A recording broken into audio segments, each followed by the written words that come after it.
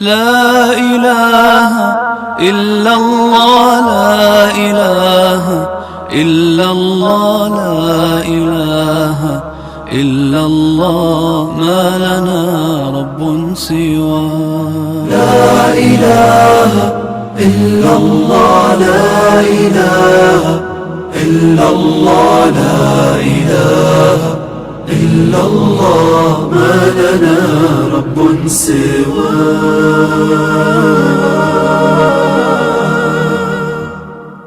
ربنا رب القلوب وهو اور کائنات کے اندر مالک کیا فرماتا ہے ہمارے لیے اصول بیان کرتے ہوئے انتم الفقراء، تم سارے فقیر ہو اس داتا کے، اس الہ کے، اس مشکل کشا کے، اس حاجت روا کے، اس بندہ نواز کے، اس غریب نواز کے، اس بندہ پرور کے، تم سارے بندے ہو. ربنا الهادي الودود فضله ملء الوجود عفوه خير وجود فارتجي دوما رضا ربنا الهادي الودود فضله ملء الوجود عفوه خير وجود فارتجي دوما رضا فارتجي دوما رضا لا إله إلا الله. سامعین کرام، حسب معمول جس طریقے سے ہر ماہ شیخ محترم کا جو پروگرام ہے اسی کی آج ایک کڑی ہے. سامعین کرام، لوگوں کے درمیان جو غلط عقائد پھیلنے کے جو اسباب ہیں، شرکیہ اور بدعیہ کفریہ عقائد لوگوں کے اندر جو عام ہوتے ہیں اور پھیلتے ہیں اور لوگ جو گمراہ ہوتے ہیں، ان اسبابوں میں سے ایک سب سے بڑا سبب یہ ہے کہ اللہ کی پہچان صحیح نہ ہونے کی وجہ سے، اللہ کا تعارف لوگوں کے درمیان صحیح نہ ہونے کی وجہ سے اور اللہ کی صحیح پہچان نہ کرنے کی وجہ سے لوگوں کے گمراہ کرنے کی وجہ سے گمراہ ہو جاتے ہیں، غلط عقیدے کو اپنا صحیح عقیدہ سمجھ بیٹھے ہیں اور لوگوں کے یعنی کہ ان لوگوں کے ساتھ اپنا تعلق محبت اور عقیدہ جوڑے رکھتے ہیں جو لوگ لوگوں کو گمراہ کرنے لگے ہوئے ہیں اور اسی کو ہم اپنا سب کچھ سمجھے بیٹھے ہیں. جب اللہ کا صحیح تعارف اور اللہ کی صحیح پہچان جب ہو جائے تو انسان کبھی صحیح عقیدے سے گمراہ نہیں ہو سکتا، صحیح عقیدے سے نہیں بیٹھ سکتا. تو انشاءاللہ جس طریقے سے ہمارے یہاں شیخ محترم قیامت کی بڑی نشانیاں ایک سلسلہ جیسے چلا تھا، ویسے ہی ایک سلسلہ اللہ کی پہچان، اللہ کو پہچانیے، اس عنوان پر انشاءاللہ شیخ محترم ایک سلسلہ شروع کر رہے ہیں جس میں کامل طریقے سے، مکمل طریقے سے اللہ کا تعارف اور اللہ کی پہچان کی ساری باتیں اور سارے مسائل ہمارے سامنے آئیں گے. تو شیخ محترم کو میں دعوت دیتا ہوں کہ آپ اس عنوان پر جو اللہ کی پہچان ہے تو اس موضوع کا شیخ محترم آغاز کریں. السلام علیکم ورحمۃ اللہ وبرکاتہ. ان الحمد للہ نحمده ونستعینه ونستغفره ونعوذ باللہ من شرور انفسنا ومن سیئات اعمالنا من يهده الله فلا مضل له ومن يضلل فلا هادي له اشهد ان لا اله الا الله وحده لا شريك له واشهد ان محمدا عبده ورسوله. اما بعد، اعوذ باللہ من الشیطان الرجیم، بسم اللہ الرحمن الرحیم. یخرج الحی من المیت ویخرج المیت من الحی ویحیی الارض بعد موتها وکذالک تخرجون.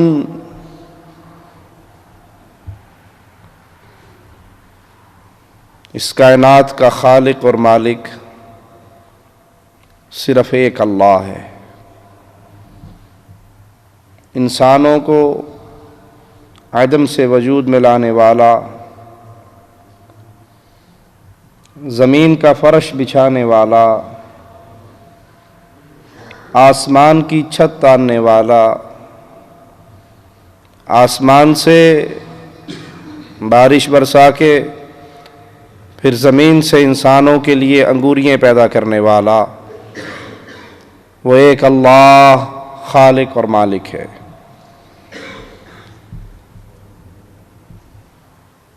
مالک کا فرمان سنیے،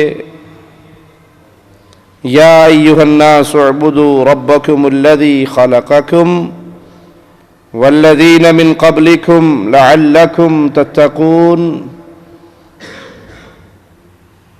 اے انسانوں، عبادت کرو اپنے رب کی جس نے تمہیں پیدا کیا۔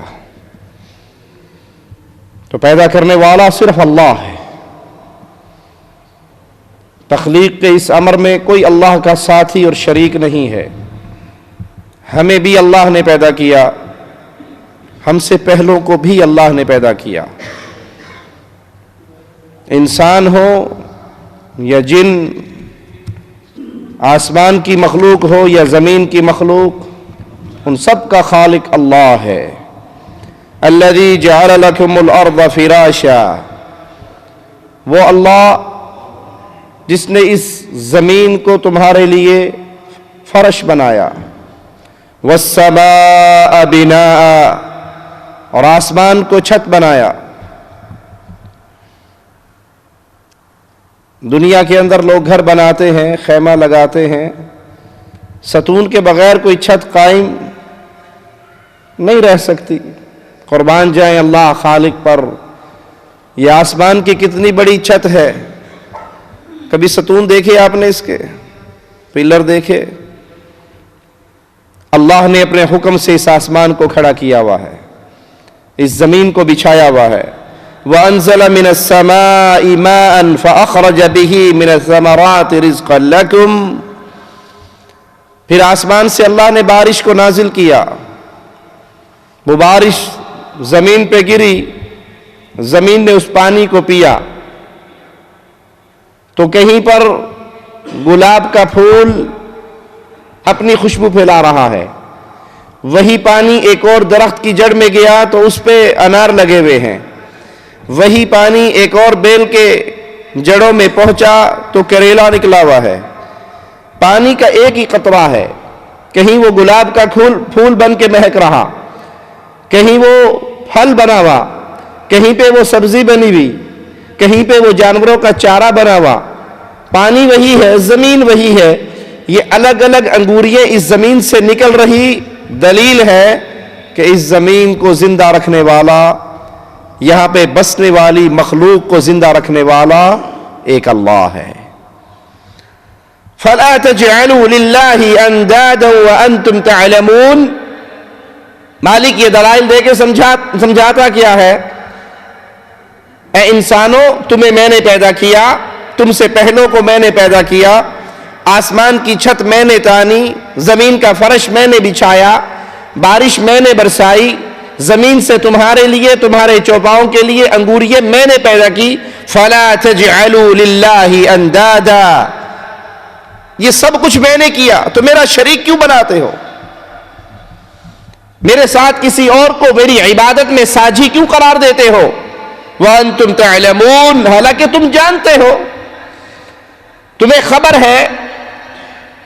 امام ابن کثیر رحمہ اللہ اس آیت کی تفسیر میں فرماتے ہیں کہ امام رازی رحمہ اللہ نے اللہ تعالیٰ کے وجود پر اس آیت سے استدلال کیا۔ یہ آیت اللہ مالک کے وجود پہ بہت بڑی دلیل ہے۔ جو انسان مالک کو نہیں پہچان سکے، جن کے پاس وقت ہی نہیں ہے یہ سوچنے کا کہ ہم زمین پہ آئے کیوں ہیں، بھیجا کس نے ہے، ڈیوٹی کیا ہے، اگر وہ قرآن حکیم کی اس آیت پہ غور کریں جو انکاری ہے اللہ کے وجود کے، تو ان کے لیے اس آیت میں دلیل ہے کہ کائنات بھر کا خالق اور مالک اللہ ہے۔ امام شافعی رحمہ اللہ فرماتے ہیں توت کا ایک پتا،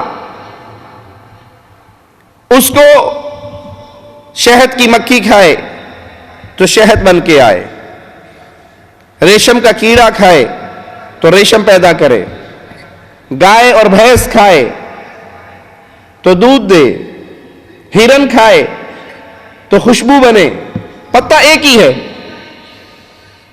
توت کا پتا ایک ہے، کھانے والی چیزیں جانور الگ الگ ہیں، اور اس سے جو رزلٹ نکل رہا ہے وہ بھی الگ ہے۔ کیا یہ دلیل نہیں ہے کہ اس کائنات کو پیدا بھی اللہ نے کیا ہے، اس کائنات کا خالق اور مالک اور رازق بھی اللہ ہے؟ امام احمد ابن حنبل رحمہ اللہ فرماتے ہیں انڈے کو دیکھو، انڈا چاروں طرف سے بند ہے، اور پھر ایک خاص وقت پہ اللہ مالک اس بند کمرے کے اندر سے ایک بچہ پیدا کر دیتا ہے۔ وہاں ہوا نہیں ہے، آکسیجن نہیں ہے، روشنی نہیں ہے، بند انڈا ہے، اور وہ انڈا پھٹتا ہے اور چہکتا ہوا ایک چھوٹا سا معصوم سا پرندہ اس کے اندر سے نکلتا ہے۔ یہ دلیل ہے اللہ مالک کے وجود پر اور اللہ مالک کی توحید پر۔ ہر قسم کی تعریف کا مستحق بھی صرف اللہ ہے۔ جب وہ خالق ہے، وہ مالک ہے، وہ رازق ہے، تو کائنات میں سب سے زیادہ تعریف کا مستحق کون ہے؟ بلکہ جتنی بھی تعریف جس کی بھی کر لیں، حقیقی تعریف اللہ کی ہے۔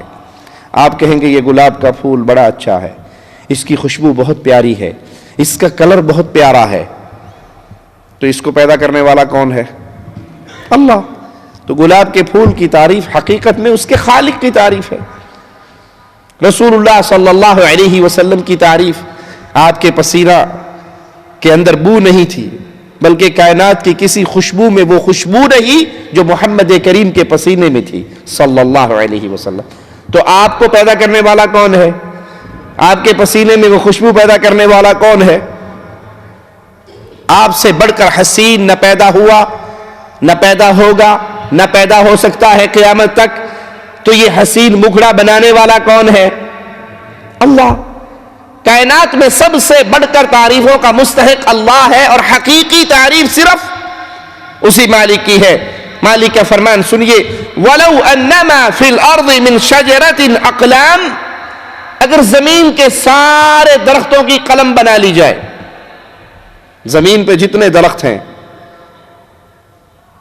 تمام درختوں کی قلمیں تیار ہو جائیں، وَالْبَحْرُ يَمُدُّهُ مِنْ بَعْدِهِ سَبْعَةُ أَبْحُرٍ مَا نَفِدَتْ كَلِمَاتُ اللَّهِ، اور زمین پہ جتنے سمندر ہیں سب کی سیاہی بن جائے، ان کے علاوہ 7 سمندر مزید سیاہیوں کے فراہم کر دیے جائیں، اور لکھنے والے بیٹھ جائیں اور لکھنا شروع کر دیں اللہ کے کلمات کو، یہ سمندر ختم ہو جائیں گے، یہ قلمیں گھس جائیں گی، رب کی تعریف کے کلمات نہیں لکھے جا سکتے۔ ان اللہ عزیز حکیم۔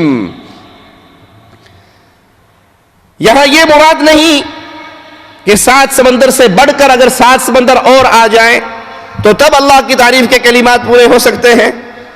یہاں زیادہ کی مثال اس لیے دی گئی کہ اگر یہ سمندر ختم ہو جائیں اور 7 اور بھی آ جائیں تب بھی اللہ کے کلمات نہیں لکھے جا سکتے، اللہ کی تعریف اور اس سے زیادہ جو مرضی ہو جائے، مالک کی شان، مالک کا کرم، مالک کی تعریف، مالک کے کلمات اتنے زیادہ ہیں، یہ قلمیں ختم ہو جائیں گی، یہ سیاہیاں ختم ہو جائیں گی، اللہ کی تعریف کے کلمات ختم نہیں ہو سکتے۔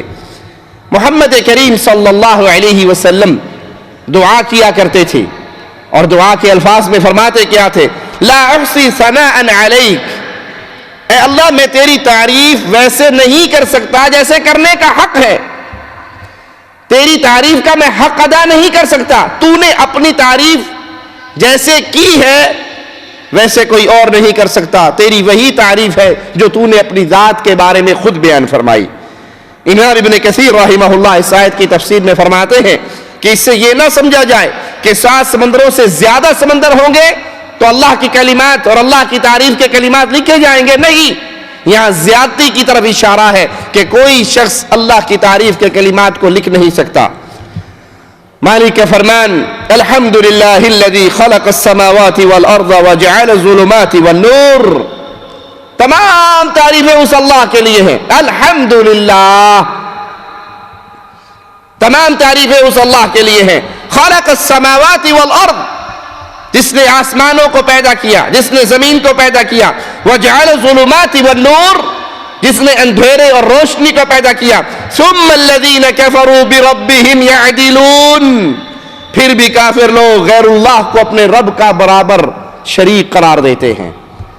مالک اپنی نشانیاں بیان فرما رہا ہے، اپنی تخلیق انسانوں کے سامنے رکھ رہا ہے، ان کو شرک سے بچانے کے لیے دعوت فکر دے رہا ہے کہ لوگوں غور تو کرو، آسمان کی تخلیق میں کوئی اللہ کا ساتھی، اللہ کسی کا محتاج نہیں تھا، زمین کو پیدا کرنے میں اللہ کسی کا محتاج نہیں تھا، روشنی اور اندھیروں کو پیدا کرنے میں اللہ کسی کا محتاج نہیں تھا، اس پوری کائنات کو اللہ نے پیدا کیا، یہ سارے دلائل تمہارے سامنے ہیں۔ پھر ثم الذین کفروا بربہم یعدلون، غیر اللہ کے پجاری یہ سارے دلائل سن کر دیکھ کر اس کے باوجود ان کی حالت کیا ہے، وہ اپنے بنائے ہوئے الہوں کو اللہ کی عبادت میں اس کا شریک ٹھہراتے ہیں۔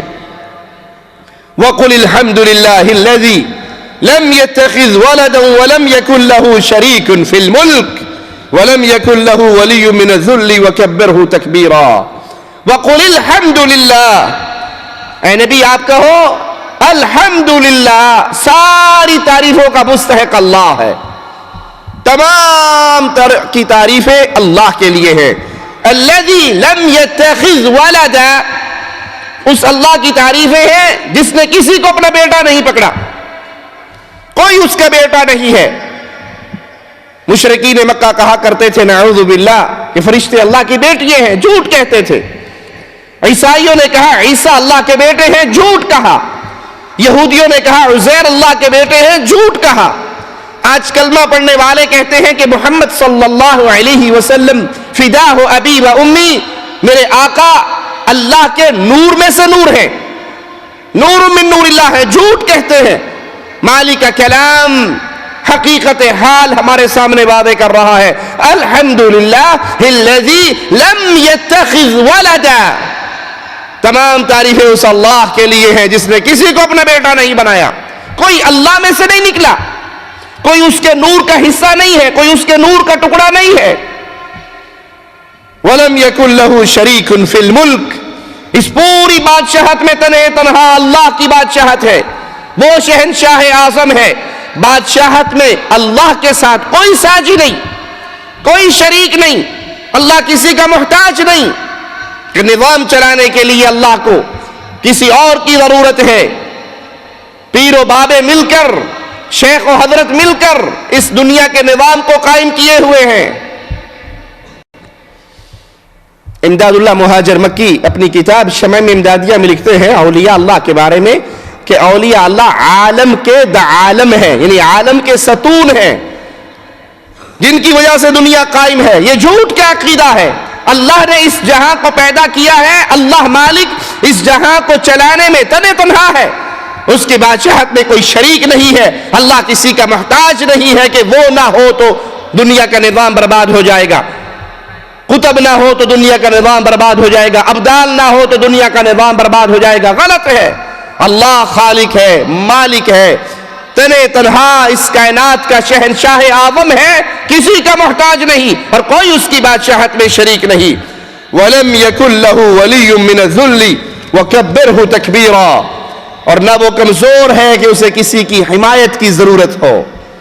دنیا کی بادشاہتیں، حکومتیں کمزور ہیں، مخالفت ہو جائے تو حکومت ٹوٹ جاتی ہے، بادشاہت ختم ہو جاتی ہے، نیا گروہ آ جاتا ہے جو طاقتور ہو جائے، لیکن مالک کمزور نہیں ہے کہ اسے کسی کی حاجت ہو، اسے کسی کی ضرورت ہو، اور تو اس کی ٹھیک بڑائی، پوری بڑائی بیان کر۔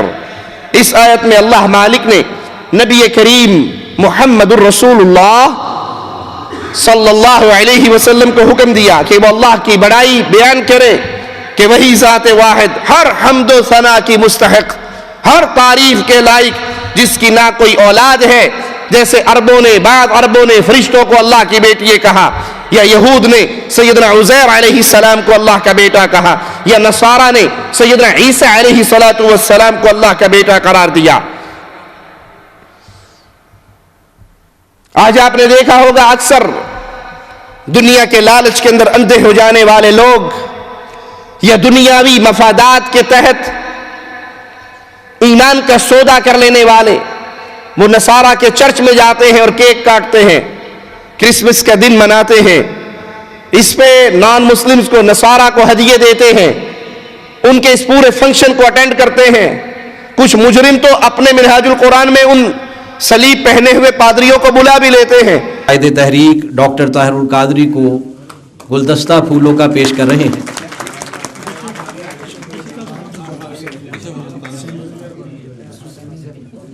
ان کی طرف اب بشپ آف ملتان کی جانب سے جو ہے وہ قائد تحریک کو کچھ گفٹس جو ہے وہ پیش کیے جا رہے ہیں۔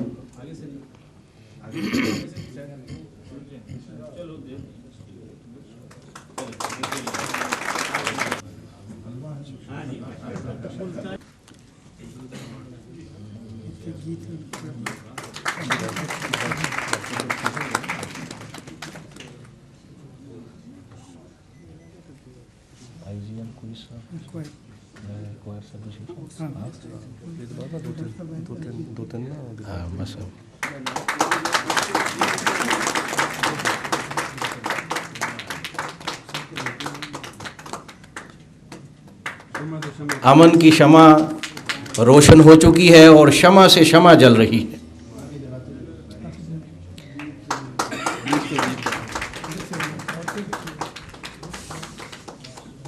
دیپ سے دیپ جل رہے ہیں اور یہ امن کی روشنی جو ہے یہ پوری دنیا کو یہ میسج دے رہی ہے کہ مسلم مسیحی برادری ایک ہیں اور وہ امن پر بلیو کرتے ہیں۔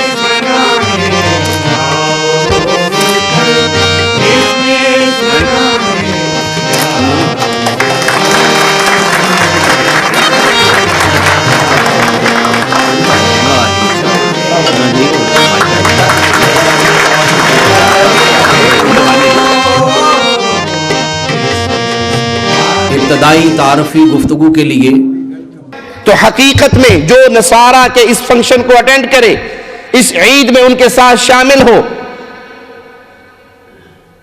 وہ کتنا بڑا جرم کر رہا ہے۔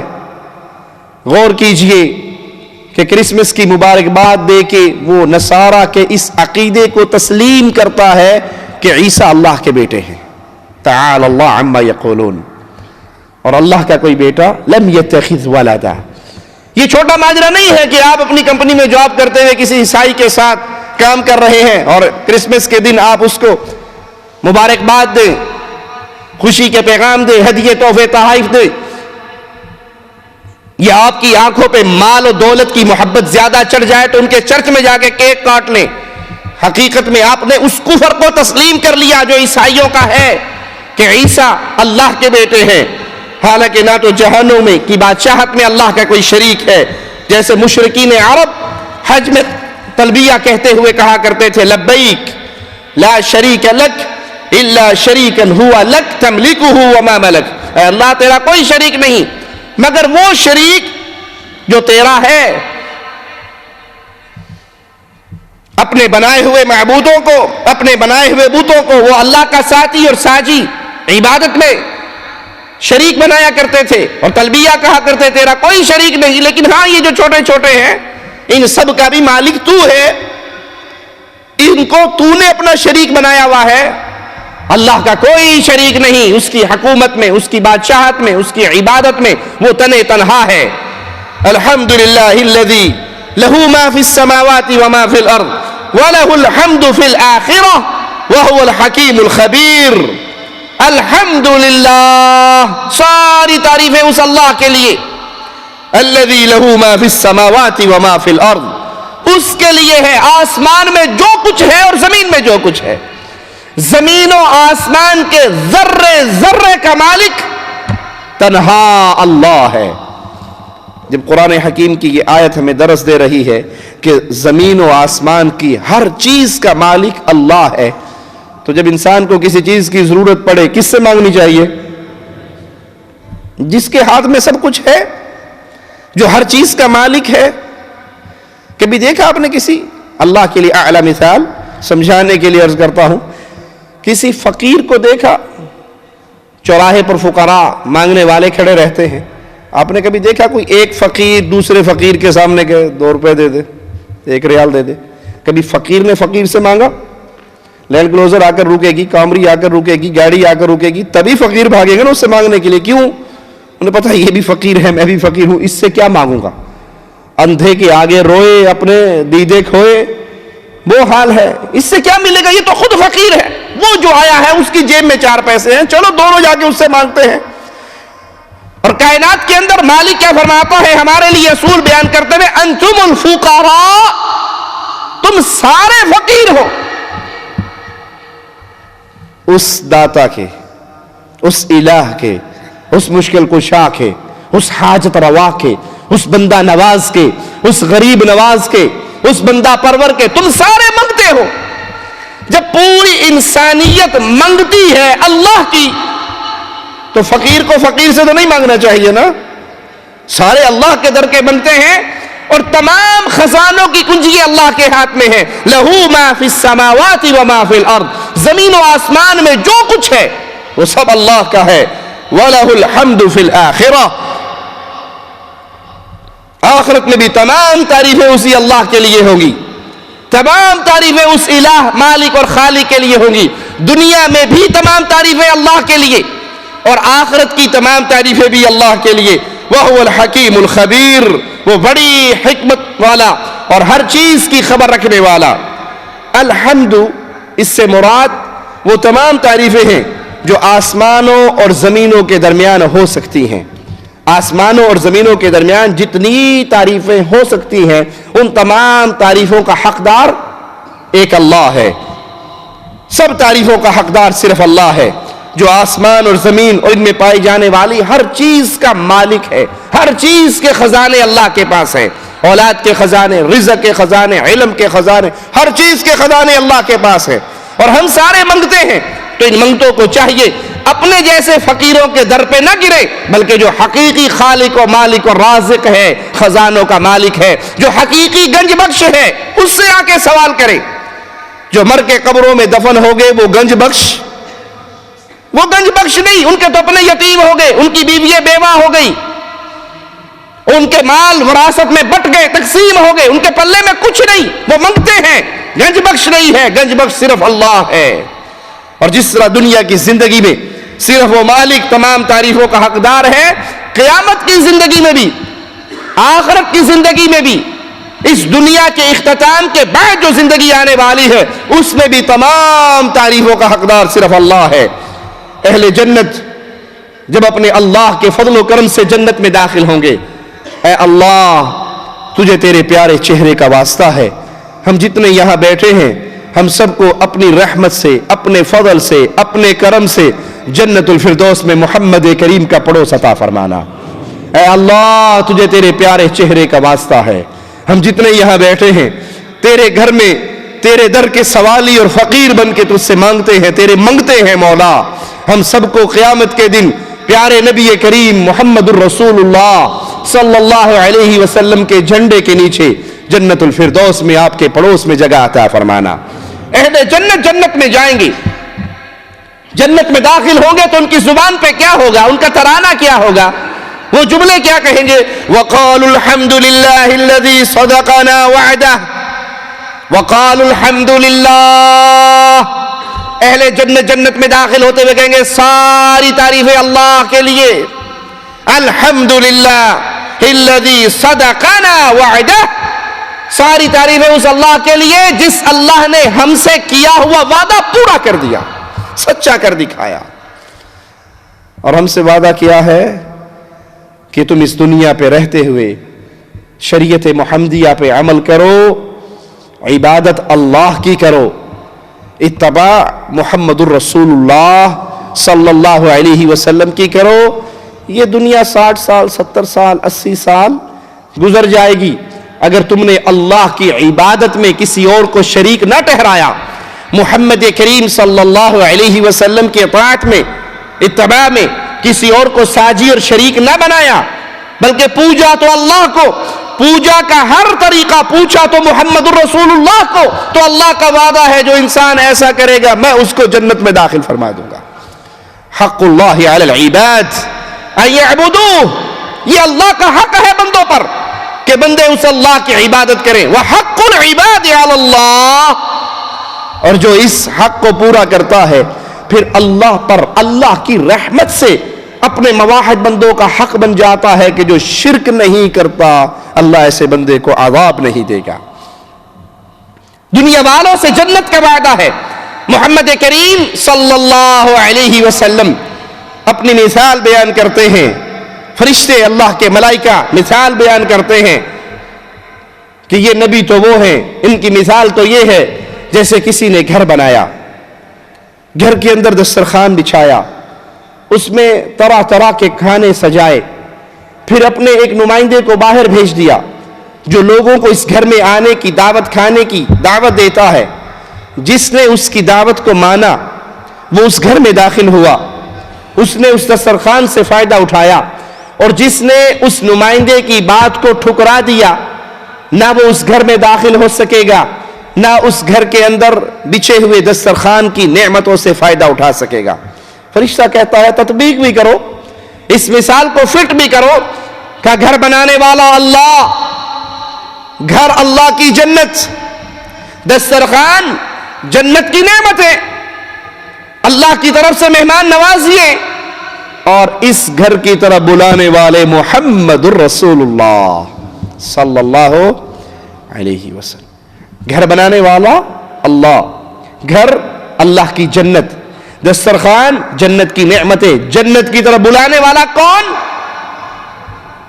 پیر و مرشد، شیخ و حضرت، امام و مولوی صاحب، ان کی ہر بات مان کے ان کے پیچھے بغیر دلیل کے بغیر سوال کے چلتے رہے، دوڑتے رہے؟ نہیں، اس گھر کی طرف بلانے والے محمد الرسول اللہ صلی اللہ علیہ وسلم۔ آپ کا فرما دینا کافی ہے، دلیل ہے، آپ کا فرما دینا دلیل ہے، اور آپ کے علاوہ ہر آدمی سے پوچھا جائے گا جو دین کا مسئلہ بیان کر رہا ہے کہ بھائی آپ کا ادب و احترام سر آنکھوں پہ، لیکن یہ بتاؤ جو تم نے کہا ہے کیا یہ ارشاد محمد الرسول اللہ ہے صلی اللہ علیہ وسلم؟ یہ وعدہ ہے اللہ کا مجھ سے اور آپ سے، اگر اس طرح زندگی گزار کے آؤ گے تو زندگی کے اختتام پہ تم اللہ کی جنت میں داخل ہوں گے۔ امام الانبیاء محمد کریم صلی اللہ علیہ وسلم فرماتے ہیں میری پوری امت جنت میں جائے گی، پوری امت، الا من ابا، ہاں جو خود یہ کہے مجھے جنت نہیں چاہیے، جو خود جنت میں جانے کا ارادہ نہ رکھے، انکار کر دے۔ پیارے حبیب محمد کریم صلی اللہ علیہ وسلم سے سوال کیا جاتا ہے یا رسول اللہ صلی اللہ علیہ وسلم وہ کون سا بد نصیب ہے جو خود اپنے منہ سے کہے مجھے جنت نہیں چاہیے؟ اس بد نصیب کا تعارف فاطمہ کے بابا محمد الرسول اللہ صلی اللہ علیہ وسلم کن الفاظ میں کرواتے ہیں؟ من اطاعنی دخل الجنہ ومن عصانی فقد ابا، جو میرے پیچھے چلا وہ جنت کی راہ پہ چلا، جس نے محمد کو چھوڑ دیا اس نے جنت کو چھوڑ دیا صلی اللہ علیہ وسلم۔ یہ وعدہ ہے مجھ سے اور آپ سے، اس راستے پہ چل کر آؤ گے تو جنت ملے گی۔ جنتی جب جنت میں داخل ہوں گے تو وہ کہیں گے وَقَالُوا الْحَمْدُ لِلَّهِ الَّذِي صَدَقَنَا وَعْدَهُ، تمام تعریفیں اس اللہ کے لیے ہیں جس نے اپنا وعدہ سچا کر دکھایا۔ وَأَوْرَثَنَا الْأَرْضَ نَتَبَوَّأُ مِنَ الْجَنَّةِ حَيْثُ نَشَاءُ فَنِعْمَ أَجْرُ الْعَامِلِينَ، اس زمین کا ہمیں اللہ نے وارث بنا دیا، جنت میں جہاں چاہے ہم قیام کریں۔ فَنِعْمَ أَجْرُ الْعَامِلِينَ، مالک فرماتا ہے عمل کرنے والوں کے لیے بہترین بدلہ ہے۔ کس کے لیے بدلہ ہے جی؟ آواز نہیں آئی۔ بہترین بدلہ کس کے لیے ہے؟ عمل کرنے والوں کے لیے۔ جنت کے ساتھ اللہ کی تعریف اور جنتی لوگوں کا جو وصف بیان ہوا ہے وہ کیا ہے؟ فَنِعْمَ أَجْرُ الْعَامِلِينَ، عمل کرنے والوں کا بہترین بدلہ ہے۔ جنت کے لیے شرط ہے کہ ہم محنت کریں، جنت کے لیے شرط ہے کہ ہم عمل کریں، خالی دعاؤں سے کام نہیں چلنے والا، محنت ہو، کوشش ہو، جد و جہد ہو، اور پھر اللہ سے اس کی رحمت کے ساتھ سوال ہو، تو انشاءاللہ انسان اللہ کی جنت میں جائے گا۔ اب سوچئے جو بندہ فجر کی نماز میں مسجد میں پہنچتا ہی نہیں، جس کو فجر کی جماعت نماز نصیب نہیں، وہ جنت کے لیے محنت کر رہا ہے، وہ اس زمرے میں آئے گا فَنِعْمَ أَجْرُ الْعَامِلِينَ؟ جس کو سارا دن بی بی سی دیکھنے کی فرصت مل جاتی ہے، قرآن پڑھنے کی فرصت نہیں ملتی، وہ اس زمرے میں شامل ہوگا۔ جو کرکٹ میچ کے لیے 2 گھنٹے نکال لیتا ہے، عصر کی نماز کے لیے اس کی نیند اگر کوئی اٹھا بھی دے، بعض ایسے بد نصیب بھی ہوتے ہیں کہ ان کی بیویاں نیک ہیں، وہ بیوی اٹھاتی ہے، اٹھو جی نماز پڑھ لو۔ کسی گھر میں تو میاں بیوی کی لڑائی ہوتی ہے، یہ کھانا نہیں بناتی، یہ میرے آگے زبان چلاتی ہے، یہ بچوں کا خیال نہیں کرتی، جو معقول باتیں گھروں میں اختلاف کا باعث بنتی ہیں۔ ہم کچھ ایسے گھروں کو بھی جانتے ہیں جس میں اختلاف اور لڑائی اس وجہ سے ہوتا ہے، یہ بیگم صاحبہ میں نماز ٹائم تے اٹھا دیندی ہے، وڈی مولوانی ٹک دینی کیتے، میرے سونے کا ٹائم ہوتا ہے، اٹھو جی نماز پڑھو۔ تو کیا وہ جنت میں جانے والوں کی لائن کے اندر لگا ہوا ہے، اس محنت میں شامل ہے؟ پیارے حبیب محمد کریم صلی اللہ علیہ وسلم ایک میاں بیوی کا ذکر کر رہے، اور معاف کرنا یہ ذکر فرائض کے اوپر نہیں ہے، فجر کی نماز پہ نہیں ہے، ظہر کی نماز پہ نہیں ہے۔ کتنے وہ بد نصیب ہیں جو مستقل ظہر کی نماز کے تارک ہیں، رات کو ڈیوٹی ہوتی ہے، اب فجر پڑھ کے سوتے ہیں تو عصر پہ جا کے آنکھ کھلتی ہے، عصر بھی گئی ظہر بھی گئی، 5 بجے اٹھے، آنکھیں بلتے ہوئے ان کا دن 5 بجے شروع ہوتا ہے۔ اللہ نے دن بنایا ہے کمائی کے لیے، رات بنائی ہے آرام کے لیے، وہ رات کو دن کا مقام دیتے ہیں، دن کو رات کا مقام، ساری رات جاگتے ہیں۔ پرندوں میں ایک پرندہ ہے نا جو رات کو جاگتا ہے، کیا نام ہے اس کا؟ وہ رات کو ہی جاگتا ہے، اس کو دن کو نظر نہیں آتا، وہ سورج کی روشنی دیکھ کے اندھا ہو جاتا ہے بیچارہ۔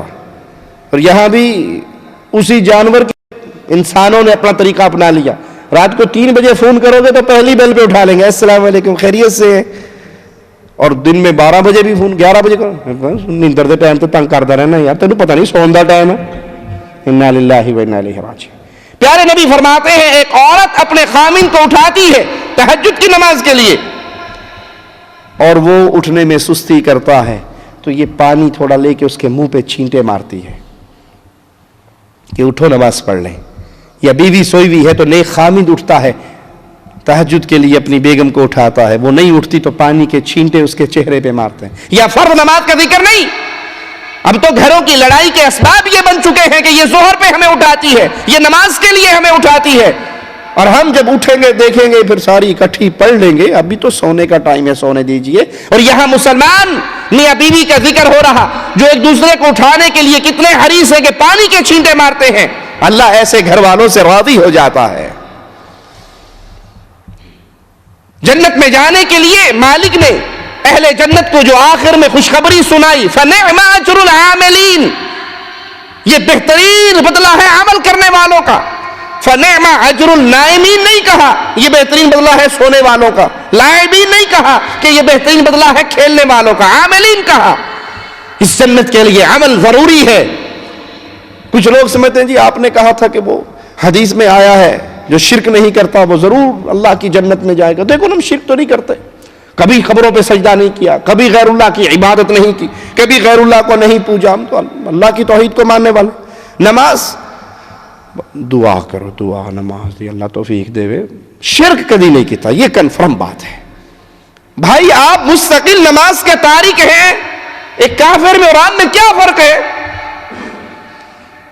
آپ سے تو وہ منافق اچھے ہیں جو کم از کم نماز پڑھتے تھے، اگرچہ وہ دکھلانے کے لیے پڑھتے تھے، پڑھتے تو تھے۔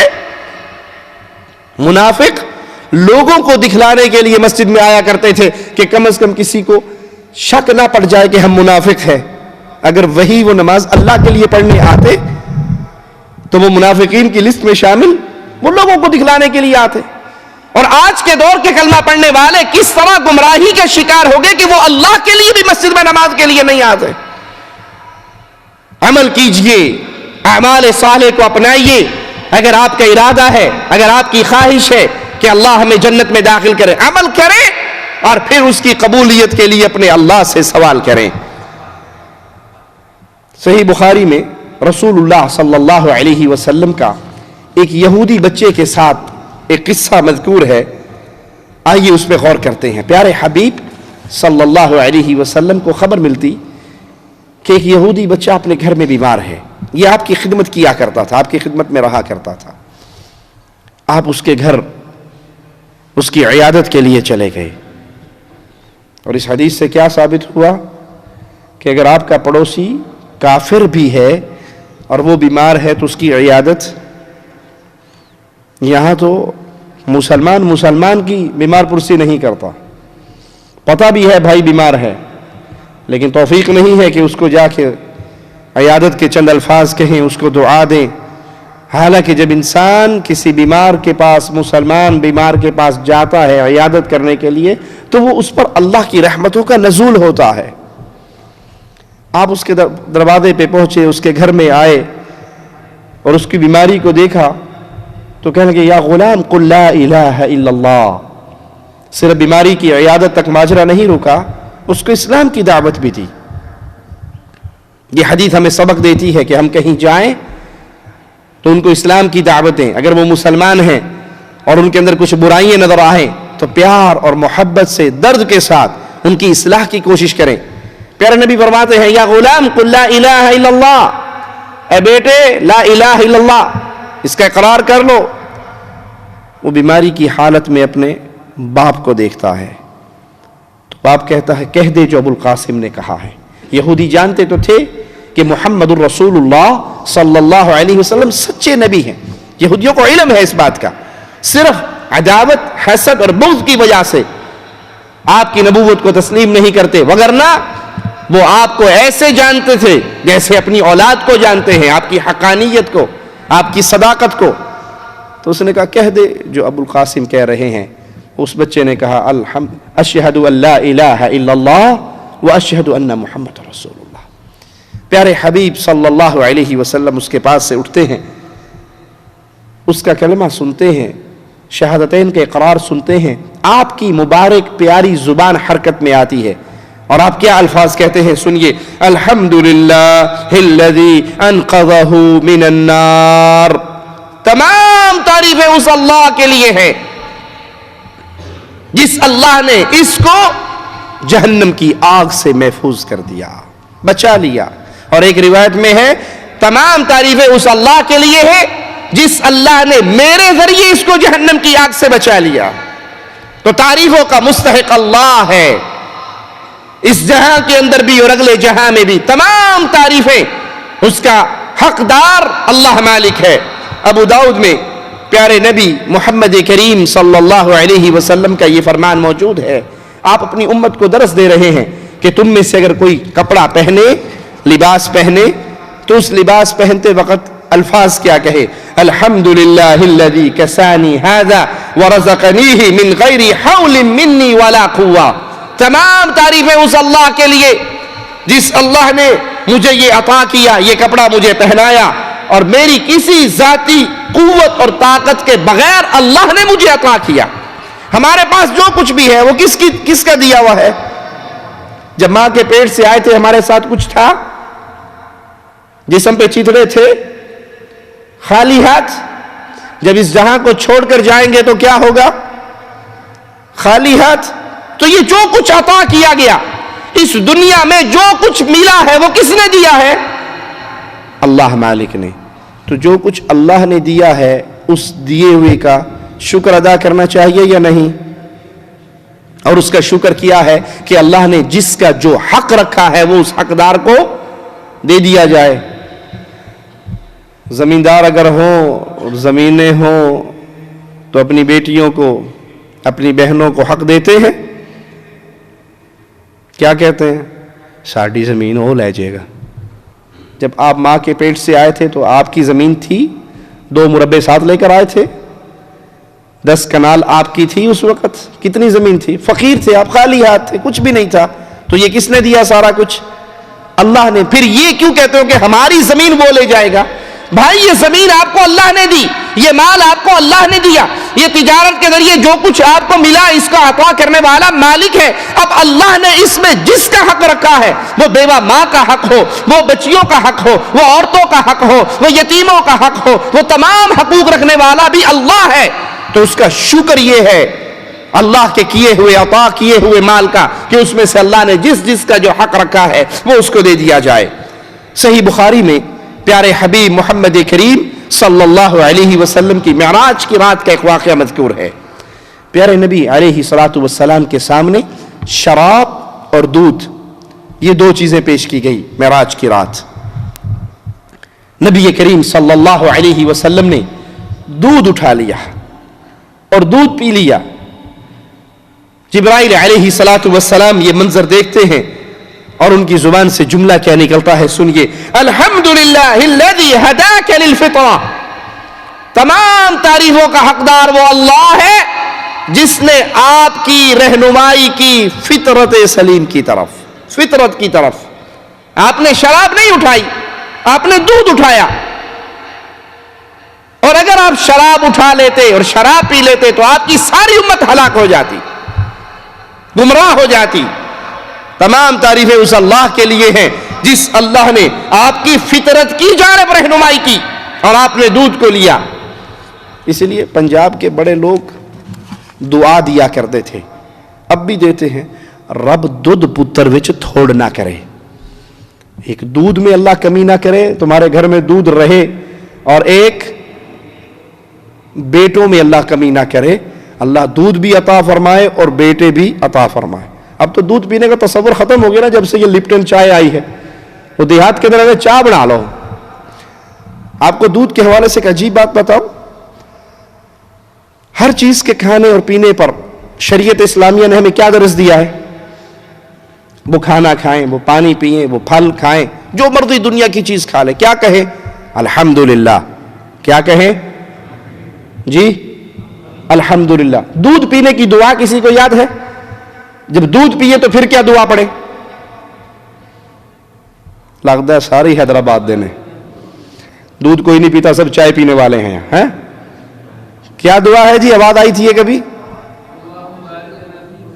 اللہم بارک لنا فی وزدنا منہ. اللہم بارک لنا فی، اللہ جتنا دودھ پیا ہے اس میں برکت عطا فرما. وزدنا منہ، اور بھی پلا. دودھ پینے کے بعد نہیں ہے کہ الحمدللہ اللہ کا شکر ہے پیٹ بھر گیا الحمدللہ. اللہ کی تعریفیں ہر وقت ہر موقع پر ہیں، لیکن یہاں پہ شریعت کیا درس دے رہی ہے؟ دودھ پینے کے بعد کو اللہم بارک لنا فی، اللہ اس کے اندر ہمارے لیے برکت پیدا فرما. وزدنا منہ، اور بھی چاہیے. 1 گلاس سے کام نہیں چلے گا، 1 کلو سے کام نہیں چلے گا، اللہ اور بھی اپنی رحمت سے عطا فرما. تو پیارے حبیب محمد کریم صلی اللہ علیہ وسلم معراج کی رات دودھ کا جام لیتے ہیں اور پی لیتے ہیں. تو جبرائیل علیہ الصلوۃ والسلام فرماتے ہیں: الحمدللہ، تمام تعریفیں اس اللہ کے لیے ہیں جس اللہ نے آپ کی رہنمائی کی فطرت کی طرف. صحیح مسلم میں پیارے حبیب محمد کریم صلی اللہ علیہ وسلم کا فرمان موجود ہے کہ جب سب سے ادنا جنتی جنت میں داخل ہوگا تو جنت کی حوروں میں سے اس کی 2 بیویاں اس کے پاس آئیں گی. سب سے ادنا جنتی جنت میں جائے گا تو جنت میں اس کی کتنی بیویاں آئیں گی؟ 2 بیویاں. اور جس نے یہاں دنیا میں 2 بیویاں نہیں کی اس کو تجربہ رہے گا وہاں ان 2 سے کیسے ڈیل کرنی ہے.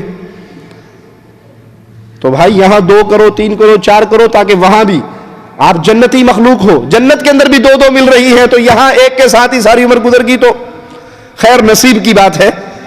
جنتی جنت میں جائے گا تو جنت کی 2 بیوییں حوریں اس کے پاس آئیں گی اور اس کے پاس آ کر کہیں گی کیا؟ الحمدللہ الذی احیاک لنا واحیانا لک. تمام تعریفیں اس اللہ کے لیے ہیں جس اللہ نے تجھے ہمارے لیے زندہ کیا اور ہمیں تیرے لیے زندہ کیا. اللہ نے تجھے ہمارے لیے اور ہمیں تیرے لیے زندگی بخشی، اس اللہ کے لیے تمام تعریفیں ہیں۔ اللہ کے ملائکہ، اللہ کے فرشتے ہر وقت اللہ کی حمد و ثنا اور اللہ کی پاکی بیان کرتے ہیں۔ مالک کا فرمان سنیے، ان الذین عند ربک لا یستکبرون عن عبادتہ ویسبحونہ ولہ یسجدون، یقیناً جو تیرے رب کے نزدیک ہیں وہ اس کی عبادت سے تکبر نہیں کرتے۔ جو اللہ کے قریب ہے، اللہ کے نزدیک ہے، یعنی اللہ کے ملائکہ، وہ اللہ کی عبادت سے تکبر نہیں کرتے۔ انسان تو تکبر کرتا ہے نا، جو فجر کی نماز پہ مسجد میں نہیں آتا، کہ وہ تکبر نہیں کر رہا؟ جو اپنی پیشانی، اپنی ناک کو زمین پہ رکھ کے سبحان ربی الاعلی کا ترانہ نہیں پڑھتا، وہ تکبر نہیں کر رہا؟ جس اللہ نے اس کو پیدا کیا ہے، جس اللہ نے اس کو زندگی دی ہے، جس اللہ نے اس کو صحت دی ہے، جس اللہ نے اس کو مال دیا ہے، جس اللہ نے کائنات کا ہر خزانہ دیا ہے، وہ اپنا سر اس اللہ کے سامنے زمین پہ رکھ کے اس کا شکریہ ادا نہیں کرتا، تو یہ تکبر نہیں ہے تو اور کیا ہے؟ اللہ کے ملائکہ حالانکہ انسانوں سے بہت بڑے، ان کی قوتیں بہت زیادہ اللہ نے جو انہیں عطا فرمائی، اس کے باوجود وہ اللہ کی عبادت کرتے ہوئے تکبر نہیں کرتے۔ وَيُسَبِّحُونَهُ، وہ اس اللہ کی تسبیح بیان کرتے ہیں، وَلَهُ يَسْجُدُونَ، اور وہ اس اللہ کے لیے سجدہ ریز رہتے ہیں۔ یہ سجدہ بڑی عظیم چیز ہے جس کو اللہ نصیب فرما دے۔ ایک سجدہ نہ کرنے کی بنا پر ابلیس ملعون شیطان قرار پایا۔ کتنے سجدے انکار کیے تھے اس نے؟ جی ایک سجدہ۔ ابلیس نے ایک سجدہ نہیں کیا تو کیا ہوا؟ وہ ساری محنتیں، ساری عبادتیں، ساری ریاضتیں برباد ہو گئی۔ اے مسلمان، دن اور رات میں تجھے کتنے سجدوں کا حکم ہے اور تو کتنوں کا انکار کرتا ہے، کتنوں کو چھوڑتا ہے؟ وہ شیطان ملعین، وہ مردود، وہ جنت سے دھتکار دیا گیا ایک سجدے کی بنا پر۔ اور ہم مسلمان ہوتے ہوئے ہم میں سے کتنے وہ لوگ ہیں، اس نے زندگی میں ایک سجدے کا انکار کیا تو مردود ہو گیا، اور یہاں 40 سال 50 سال زندگی گزار بیٹھے، اللہ کے سامنے سجدہ کرنے کی توفیق نصیب نہیں ہے۔ فرشتوں کا حال مالک بیان فرماتا ہے، جو اللہ کے پاس ہیں، اللہ کے نزدیک ہیں، وہ اللہ کی عبادت سے تکبر نہیں کرتے۔ اللہ کے ملائکہ کچھ رکوع کی حالت میں ہیں، اللہ کے کچھ ملائکہ سجدے کی حالت میں ہے، وہ تسبیح پہ لگے ہوئے اللہ کی تسبیح بیان کرتے ہیں اور اللہ کے لیے سجدہ ریز رہتے ہیں۔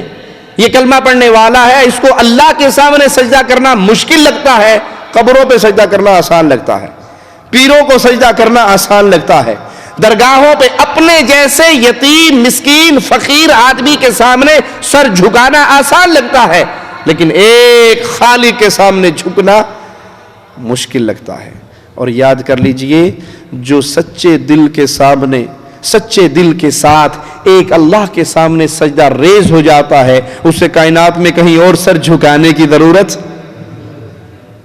جو ایک اللہ کے سامنے اخلاص کے ساتھ عقیدہ توحید کو سمجھ کے اپنی ناک اور پیشانی کو خاک پہ رکھ دیتا ہے، اب اسے کائنات میں کسی کے سامنے سر جھکانے کی ضرورت نہیں۔ اور جو اللہ کے سامنے نہیں جھکتا وہ در در پہ جھکتا ہے، وہ کبھی سبز جھنڈے کے سامنے جھکتا ہے اور کبھی گھوڑوں کے سامنے جھکتا ہے، کبھی پتھروں پہ جھکتا ہے، کبھی صنم پہ جھکتا ہے، وہ کبھی قبر پہ جھکتا ہے، کبھی اپنے جیسے مجبور انسان کے سامنے جھکتا ہے۔ جو ایک اللہ کی عبادت کا انکاری ہوتا ہے، پھر اللہ اس کو در در پہ ذلیل کرتا ہے۔ اللہ کے لیے اعلی مثال سمجھانے کے لیے عرض کرتا ہوں، دو عورتیں ہیں، ایک عورت نکاح کر کے کسی ایک خاوند کے بستر پہ آ جاتی ہے، اس کے سامنے سر جھکا لیتی ہے، اس کی بیوی بن جاتی ہے، اس کے حکموں کو ماننے کے لیے تیار ہو جاتی ہے۔ اور ایک عورت وہ ہے جو نکاح سے انکار کر دیتی ہے اور کوٹھے پہ بیٹھ جاتی ہے۔ کون سی عزت والی ہے؟ جو ایک کے سامنے جھک گئی، جس نے ایک کی فرما برداری اختیار کر لی، اسی کے لیے عزت ہے نا۔ اس نے جتنے حکم ماننے ایک کے ہی ماننے، اور جس نے کہا میں شادی کے بندھن میں کیوں بنوں, یہ بڑا چودھری ہے, میں کوئی کم ہوں, میں کیوں مانوں اس کی. جس نے ایک کی ماننے سے انکار کی اس کو روز کسی نئی کی ماننی پڑتی ہے. جو ایک اللہ کے در پہ آ جاتا ہے اس کو اپنا خالق, مالک, رازق, مشکل کشا و حاجت روا سمجھتا ہے, اس کے سامنے سجدہ ریز ہو کے اپنی سارے دل کی باتیں بیان کر کے اس کے سامنے اپنی درخواستیں بیان کرتا ہے, اسے کسی اور در پہ جھکنے کی ضرورت. اس کے دل میں ایمان پھر کیسے ہوتا ہے؟ اللہ کا ولی ہے, بیت اللہ میں بیٹھا ہے, رب کے سامنے ہاتھ اٹھے ہوئے ہیں, آنکھوں سے آنسو موتیوں کی طرح گر رہے ہیں, وقت کا خلیفہ بھی پیچھے بیٹھا یہ منظر دیکھ رہا ہے. اس سے کہتا ہے مانگ, کیا مانگتا ہے؟ بادشاہ ہوں, وقت کا خلیفہ ہوں, جو مانگے گا تجھے دے دوں گا. اس نے تو اپنا سر اللہ کے سامنے جھکا کر اللہ سے دوستی اور محبت کی پینگیں بڑھا لی تھی. جواب میں کہتا ہے اللہ کے گھر میں بیٹھ کے تجھ سے مانگوں, اللہ سے شرم آتی ہے. بادشاہ سلامت پیچھے ہو کے بیٹھ گئے. یہ اللہ کے گھر میں اپنی درخواستیں پیش کر کے آنسوؤں کا نذرانہ دے کے باہر نکلتا ہے. بادشاہ بھی پیچھے پیچھے جاتا ہے اور کہتا ہے اب تو بیت اللہ سے باہر آ گئے ہو, کہہ رہے تھے اللہ کے گھر میں بیٹھ کے تجھ سے مانگوں, رب سے شرم آتی ہے, اب تو اللہ کے گھر میں نہیں ہو, باہر آ گئے ہو, مانگو, کیا مانگتے ہو, کیوں رو رہے تھے؟ جو مانگو گے آج دے دیا جائے گا. کہا بادشاہ سلامت یہ بتاؤ دنیا کا مانگوں یا آخرت کا مانگوں, اس جہاں کا مانگوں یا اس جہاں کا مانگوں؟ کہا اس جہاں میں تو بھی اللہ کا منگتا ہے, میں بھی اللہ کا منگتا ہوں. میرے پاس تو اس جہاں کے 4 درہم و دینار ہیں, سونا و چاندی ہے, کیا مانگتا ہے مانگ. کہا بھلے آدمی, دنیا والے کے گھر میں بیٹھ کے دنیا کے مالک سے نہیں مانگی, تجھ سے کیا مانگوں؟ دنیا والے کے گھر میں بیٹھ کر دنیا کے مالک سے نہیں مانگی, تجھ سے کیا مانگوں؟ میں تو وہاں بھی رو رہا تھا تو اگلے جہاں کے لیے رو رہا تھا. جو اپنے سر کو ایک اللہ کے سامنے جھکا دیتا ہے اس کے دل میں پھر اللہ کی محبت, اللہ کی عزت, اللہ کا احترام کیسے جنم لیتا ہے؟ بکریوں کا چرواہا جنگل میں بکریاں چرا رہا ہے. سوال کرنے والے کرتے ہیں اس کے ایمان کو چیک کرنے کے لیے, کہتے ہیں ایک بکری بیچ دے, مجھے دے دے, پیسے لے لے. وہ بکریوں کا چرواہا ہے, منبر و محراب کا وارث نہیں ہے, بکریوں کا چرواہا ہے. کوئی شیخ الحدیث نہیں ہے, کوئی علامۃ الدہر نہیں ہے, بکریوں کا چرواہا ہے. لیکن سر سجدے میں رکھ کے اپنے رب کو راضی کر چکا ہے, دل کے اندر رب کی محبت کا سمندر جوش مار رہا ہے. سائل کہتا ہے ایک بکری مجھے دے دے. جواب میں کہتا ہے کہ میں غلام ہوں, بکریاں میری نہیں ہیں, آقا کی ہیں, میں تو چرانے کی ڈیوٹی ادا کر رہا ہوں. کہا تیرے بادشاہ, تیرے مالک کو کیا پتہ لگے گا, اور اگر پتہ لگ بھی جائے اسے کہنا بھیڑیا اٹھا کے لے گیا تھا. ایک بکری کم ہوگی, تیرا مالک پہچانے گا, پوچھے گا, تو جواب میں کہنا بھیڑیا لے گیا تھا. اور جنگل میں بھیڑیے بکریے اٹھا ہی لیتے ہیں, کوئی جھوٹ تو نہیں, کوئی انہونی بات تو نہیں. وہ بکریوں کا چرواہا ایمان سے لبریز ایک جملہ سناتا ہے, اے اللہ اس جملے کی حلاوت سب سے پہلے کہنے والے کو نصیب فرما, پھر ہر سننے والے کے روح اور دل کے اندر یہ جملہ ایسے زندہ کر دے کہ ہر گناہ کے موقع پر یہ جملہ اسے یاد آئے. یہ سن کر کے اپنے مالک سے کہنا ایک بکری بھیڑیا اٹھا کر لے گیا. وہ سائل کو کہتے ہیں وَمَاذَا أَقُولُ لِلَّهِ, اپنے اس آقا کا تو منہ بند کر دوں گا یہ کہہ کر کہ بھیڑیا لے گیا تھا, جب قیامت کے دن اللہ کے دربار میں کھڑا ہوں گا رب کو کیا جواب دوں گا. جو اپنے سر کو سجدے میں رکھ کے اللہ کو راضی کر لیتا ہے اس کے دل سے کسی اور کے راضی اور ناراض ہونے کے جذبات نکل جاتے ہیں. اس کی ایک ہی سوچ ہوتی ہے کہ اللہ راضی ہو جائے, خالق اور مالک راضی ہو جائے. تو اللہ کے ملائکہ اللہ کی عبادت کرتے ہوئے تکبر نہیں کرتے, سجدہ ریز رہتے ہیں.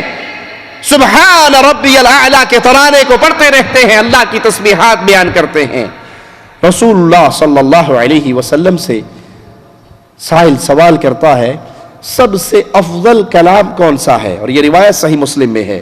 تو آپ صلی اللہ علیہ وسلم نے فرمایا مصطفی اللہ لملائکتہ او لعبادہ, یقیناً اللہ تعالی نے جو اپنے فرشتوں یا اپنے بندوں کے لیے چنا وہ کلام سب سے افضل کلام ہے. چھوٹا سا ایک لفظ ہے, چھوٹا سا ایک جملہ ہے, ذرا غور سے سنیے گا, اور وہ کیا ہے؟ سبحان اللہ وبحمدہ, سبحان اللہ وبحمدہ. اللہ تعالیٰ پاک ہے اپنی حمد و تعریف کے ساتھ. پڑھیے میرے ساتھ, سبحان اللہ وبحمدہ. مشکل ہے یہ پڑھنا, سب کو یاد ہے؟ اب ایک حدیث بیان کر کے سب سے پہلے اپنی جان سے سوال کرتا ہوں, پھر ہر بھائی اپنے گریبان میں جھانکے کہ اس جملے کے ساتھ, اس کلمہ کے ساتھ میرا کیا حال ہے. رسول اللہ صلی اللہ علیہ وسلم فرماتے ہیں جو شخص روزانہ 100 مرتبہ سبحان اللہ وبحمدہ پڑھ لیتا ہے, دہراؤں, جو شخص روزانہ 100 مرتبہ سبحان اللہ وبحمدہ پڑھ لیتا ہے, اللہ اس کے سارے گناہوں کو معاف کر دیتا ہے, اگرچہ اس کے گناہ سمندر کی جھاگ کے برابر کیوں نہ ہو. سوچئے دن میں کتنی مرتبہ یہ تسبیح میری زبان پہ رہتی ہے, کتنی مرتبہ انڈین گانے گاتا ہوں, کتنی مرتبہ غزلیں پڑھتا ہوں, کتنی مرتبہ جھوٹی محبت کے عشقی اشعار پڑھتا ہوں, کتنی مرتبہ اپنا وقت دنیا کی فضول باتوں میں ضائع کرتا ہوں. بلکہ ماجرا تو اس سے بڑھ کر ہے, آج تو گالی گلوچ ہماری زبان پہ ایک آسان سی بات ہو گئی ہے. جتنی کسی سے محبت دوستی جو جھوٹ کا پلندہ ہے سارا زیادہ ہوگی, اتنی گالی دینے میں اس کے ساتھ آسانی رہے گی. وہ اس کو گالی دے رہا ہے, وہ اس کو گالی دے رہا ہے, السلام علیکم کے بجائے وہ گالی دے کے پوچھتا تیری فلاں کو کا, تیری فلاں کو. کوئی کہے بھائی یہ کیا, اور جی کوئی نہیں, ہماری دوستی ہے, چلتا ہے چلتا ہے, ہوتا کوئی مشکل نہیں, یہ مسلمان ہے. اب یہ چھوٹا سا جملہ سبحان اللہ وبحمدہ, افضل ترین کلام, اس کو رسول اللہ صلی اللہ علیہ وسلم نے بیان فرمایا. افضل کلام کون سا ہے؟ جو اللہ نے اپنے ملائکہ اور اپنے بندوں کے لیے چنا, سبحان اللہ وبحمدہ. اور جو دن میں اس کو 100 مرتبہ پڑھ لیتا ہے, اللہ اس کے گناہوں کو معاف کر دیتا ہے, اگرچہ اس کے گناہ سمندر کی جھاگ کے برابر کیوں نہ ہو. اللہ کے ملائکہ اللہ کی حمد و ثنا بیان کرتے ہیں. مالک کا فرمان سنیے, وَتَرَى الْمَلَائِكَةَ حَافِينَ مِنْ حَوْلِ الْعَرْشِ يُسَبِّحُونَ بِحَمْدِ رَبِّهِمْ وَقُضِيَ بَيْنَهُمْ بِالْحَقِّ وَقِيلَ الْحَمْدُ لِلَّهِ رَبِّ الْعَالَمِينَ. آپ فرشتوں کو عرش کے چاروں طرف گھیرا ڈالے ہوئے دیکھیں گے, وہ اپنے رب کی حمد و ثنا اور پاکی بیان کر رہے ہوں گے. ملائکہ اللہ کی حمد و ثنا اور پاکی بیان کریں گے, اور لوگوں کے درمیان حق اور انصاف کے ساتھ فیصلہ کر دیا جائے گا, اور ہر طرف یہی کہا جائے گا الحمدللہ رب العالمین. تمام تعریفیں ہیں اس اللہ کے لیے جو جہانوں کا پالنے والا ہے. جہانوں کا پالنے والا کون ہے؟ جہانوں کا خالق کون ہے؟ مالک کون ہے؟ رازق کون ہے؟ پالنہار کون ہے؟ گنج بخش کون ہے؟ غریب نواز کون ہے؟ بندہ نواز کون ہے؟ بندہ پرور کون ہے؟ پوری کائنات کا پالنہار صرف ایک اللہ ہے.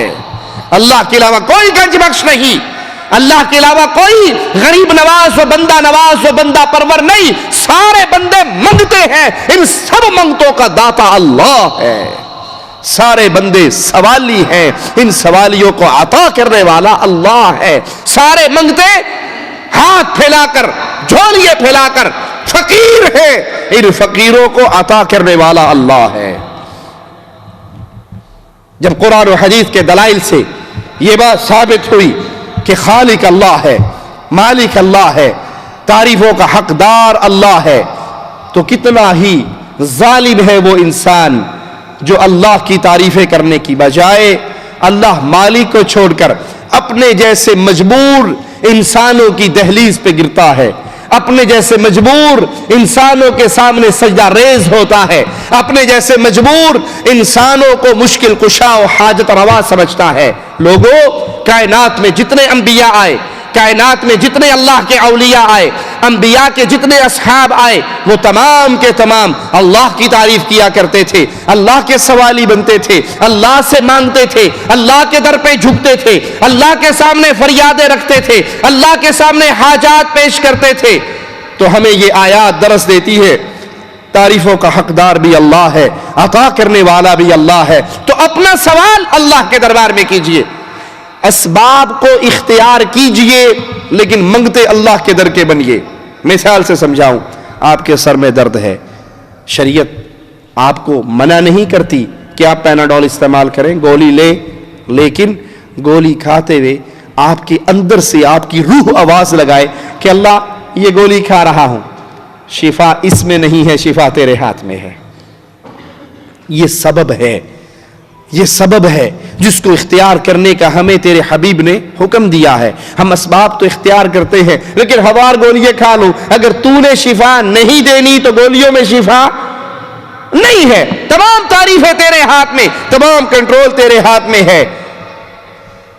جب وہ اللہ تعریفوں کا حقدار ہے تو پھر یاد کر لیں اگلا سبق کہ معبود برحق بھی صرف اللہ ہے، عبادت کے لائق بھی صرف اللہ ہے، اللہ کے علاوہ کوئی ایسی ہستی نہیں جس کی عبادت کی جائے اور وہ معبود برحق ہو۔ اللہ نے توفیق دی تو انشاءاللہ اگلی ملاقات میں قرآن و حدیث کے دلائل سے ہم اس بات کو واضح کریں گے کہ عبادت کا حقدار معبود برحق کون ہے۔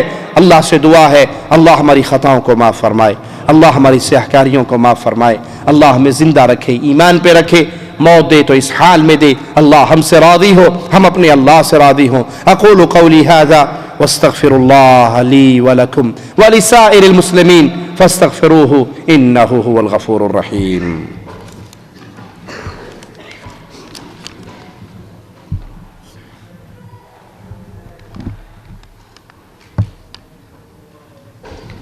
ایک بھائی نے سوال کیا ہے کہ قرآن حکیم میں مشرک کے ساتھ نکاح کرنے سے منع کیا گیا ہے، اس صورت میں کیا ایک موحد کا بریلوی عورت کے ساتھ یا ایک موحدہ کا مشرک مرد کے ساتھ نکاح کیا جا سکتا ہے؟ قرآن و حدیث میں مشرک کے ساتھ نکاح حرام قرار دیا گیا ہے۔ کسی مومن کا مشرکہ سے، کسی مومنہ کا مشرک سے نکاح نہیں ہو سکتا۔ تو جو شخص قبروں پہ سجدے کرتا ہے، قبروں کا طواف کرتا ہے، غیر اللہ کی نظر و نیاز دیتا ہے، غیر اللہ کو پکارتا ہے یا علی مدد کے نعرے لگاتا ہے، اللہ کے سوالیوں کو داتا اور گنج بخش سمجھتا ہے، وہ شرک اکبر کر رہا ہے۔ اور مشرک کے ساتھ کسی مومن کا، وہ مرد ہو یا عورت، نکاح نہیں ہے۔ اگر علم نہیں تھا اور نکاح ہو گیا، اب میاں بیوی میں سے ایک فریق موحد ہے اور ایک فریق مشرک ہے، ایک یا اللہ مدد کہنے والا، ایک یا فرید مدد کہنے والا، ایک اللہ کو پکارنے والا، ایک خواجہ غلام فرید کو پکارنے والا، ایک اللہ کے لیے سجدہ ریز ہونے والا اور ایک لال شاہ کی قبر پہ سجدہ ریز ہونے والا۔ تو لازم ہے کہ ان دونوں کے درمیان علیحدگی ہو۔ مومنہ عورت مشرک کے نکاح میں نہیں رہ سکتی، مومنہ عورت مشرک کے نکاح میں نہیں رہ سکتی، مومن مرد حالت شرک پہ رہنے والی عورت کو بطور بیوی اپنے گھر نہیں رکھ سکتا۔ سمجھائیے پیار سے، محبت سے، دلائل سے اس کے سامنے واضح کریے، توحید کے مسئلے کو، اللہ کی وحدانیت کے عقیدے کو، غیر اللہ کی عبادت کے حرام ہونے کے ماجرے کو اوپن کریں، محبت اور پیار اور دلائل کی روشنی میں۔ لیکن جب حجت تمام ہو جائے اور خامن لا موجودہ الا اللہ کی ضربے مارنے سے باز نہ آئے تو مومنہ عورت پہ فرض ہے کہ وہ ایسے مشرک مرد سے خلا لے، الگ ہو جائے۔ اگر وہ طلاق نہیں دیتا تو اس کا حق مہر اسے لوٹا کر قاضی کے سامنے کیس کرے کہ یہ شرک کرتا ہے میں لوگوں سے زکوٰۃ لے کر اپنا پیٹ پال سکتی ہوں، کسی مشرک کے نکاح میں نہیں رہ سکتی. جی نہیں، جو نکاح ہو گیا جب علم نہیں تھا، جب شعور نہیں تھا، ٹھیک ہے، وہ نکاح ختم ہو جائے گا، اسے ختم کروایا جائے گا. مشرک کے ساتھ مومن نکاح میں نہیں رہ سکتے. قاضی کے پاس باقاعدہ کیس کیا جائے کہ یہ مشرک ہے، میں مومن ہوں، یہ بیت اللہ کا طواف کرنے والا اور یہ لال شہباز قلندر کی درگاہ کا طواف کرنے والا، زمین آسمان کا فرق ہے. مشرک اور موحد میاں بیوی کے رشتے کے ساتھ جڑ کے نہیں رہ سکتے. مومن کا نکاح مومن کے ساتھ. اور یہاں پر میں خصوصی طور پہ ان والدین سے مخاطب ہوں جو اپنی بیٹی اور اپنے بیٹوں کا رشتہ تلاش کرتے ہوئے صرف ان کے سامنے دنیا ہوتی ہے کہ یہ ڈاکٹر ہے، یہ انجینئر ہے، یہ پروفیسر ہے، یہ مالدار ہے، یہ کار کوٹھی بنگلے والا ہے. اللہ کی قسم کسی فقیر مواحد کو اپنی بیٹی دے دو، کسی لینڈ لارڈ مشرک کو اپنی بیٹی نہ دو. آپ یہ سمجھو گے کہ کسی فقیر مواحد کو بیٹی دے کر میں نے بیٹی کو برباد کر دیا ہے؟ نہیں. 60 سالہ زندگی ہے نا، اوکھے سوکھے نکل جائے گی، گزر جائے گی. لیکن اگر اپنی بیٹی کو آپ نے دنیا کی رنگینی میں ڈوب کر کسی مشرک کو دیا، کسی بدعتی کو دیا، کسی بے نماز کو دیا، تو ہو سکتا ہے آپ کا یہ گناہ قیامت کے دن ہمیشہ کی زندگی کو برباد کرنے کے لیے آپ کے لیے کافی رہے. بیٹیاں گھر بیٹھی بیٹھی کواری بوڑھی ہو کے مر جائیں، بیٹیاں گھر بیٹھی بیٹھی کواری بوڑھی ہو کے مر جائیں، برداشت کر لو، صبر کر لو، اس ماجرے پر کوئی بات نہیں. لیکن اپنی کسی مومنہ موحدہ بیٹی کو کسی مشرک کے نکاح میں نہ دو.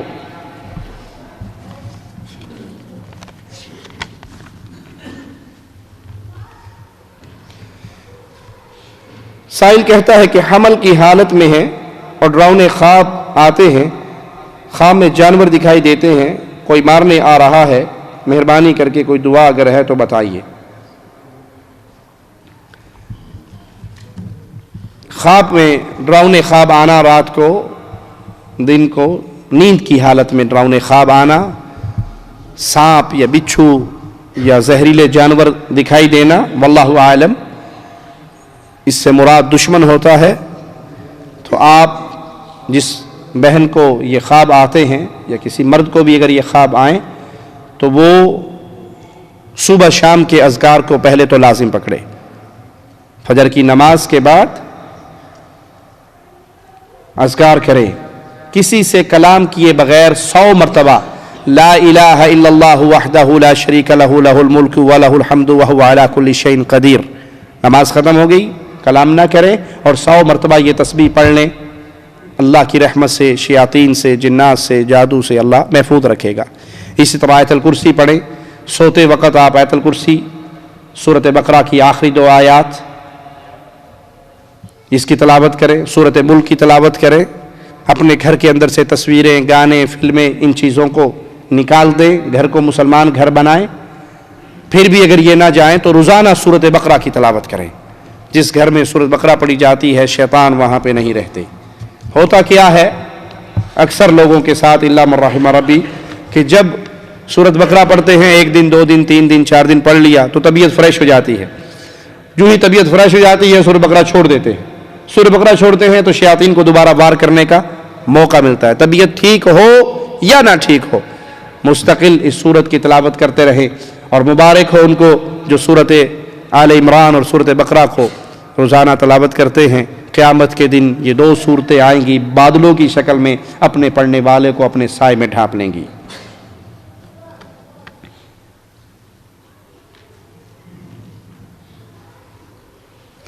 کوئی انسان بستر مرگ پہ ہو، سکرات الموت میں مبتلا ہو چکا ہو تو اس وقت کیا پڑھنا چاہیے؟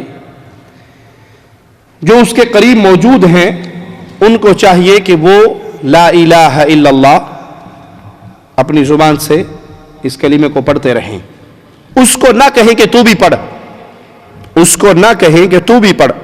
اللہ نہ کرے کہ اس کی زبان سے عین وقت پہ کوئی کفر کا جملہ نکل جائے، وہ کہ میں نہیں پڑھتا، میں نہیں مانتا، موت کی حالت میں ہے، شیطان اس پہ غلبہ کرنے کی کوشش کرتا ہے اس کی زبان سے کفر نکلوانے کے لیے، تو آپ اس کے پاس بیٹھ کے پڑھیں، آپ اس کے پاس بیٹھ کے پڑھیں تاکہ وہ آپ کا سن کے خود پڑھ لے۔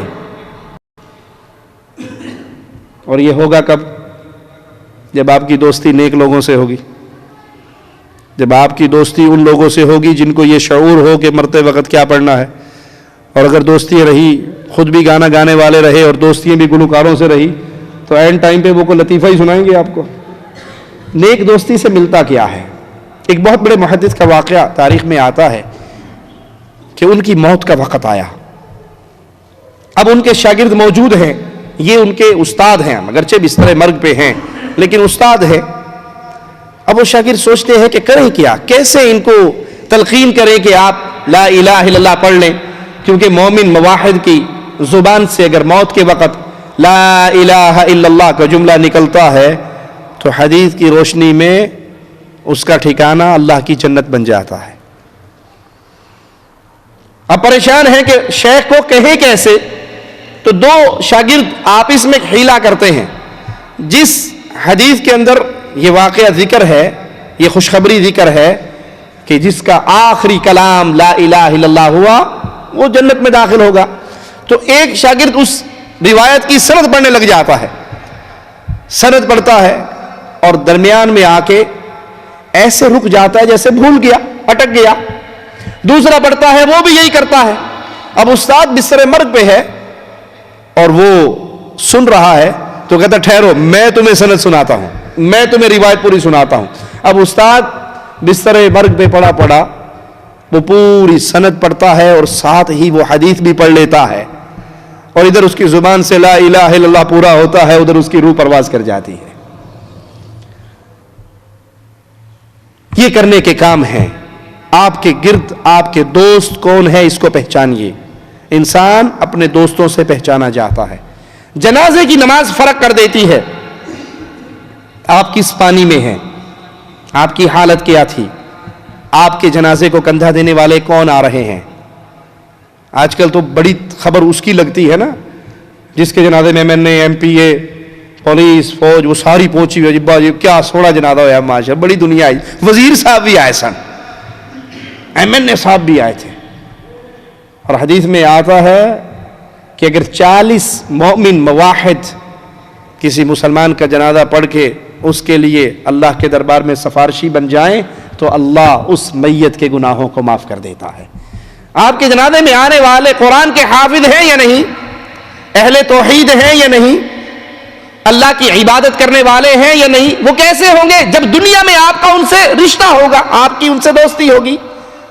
تو اپنی دوستیوں کو تبدیل کیجئے، اللہ کے لیے محبت کریں، اللہ کے لیے نفرت کریں، دوستی کریں نیک پرہیزگار متقی مومن انسان سے، اور انہی کے ساتھ تعلق رکھے، اور پھر دعا کرے اللہ تیرے پیاروں سے دنیا میں پیار کرتے تھے تو قیامت کے دن بھی ہمیں اپنے سب سے پیارے محمد کریم صلی اللہ علیہ وسلم کا پڑوس عطا فرمانا۔ اللہ ہماری خطاؤں کو معاف فرمائے۔ اے اللہ جیسے تو نے اس پیاری مسجد میں ہمیں اکٹھا فرمایا ہے اسی طرح ہمیں جنت الفردوس میں اکٹھا فرمانا۔ اللہ اپنے گھر میں تو نے ہمیں اکٹھا فرمایا، اللہ ہمارا اکٹھا ہونا اپنی ذات کے لیے قبول فرما، اور حشر میں جب کوئی سایہ نہ ہوگا سوائے تیرے سائے کے تو اللہ ہم جتنے بھائی یہاں بیٹھے ہیں ہم سب کو اپنے عرش کے سائے میں جگہ نصیب فرمانا۔ سبحانک اللہم و بحمدک اشہد لا الہ الا انت استغفرک و اتوب الیک۔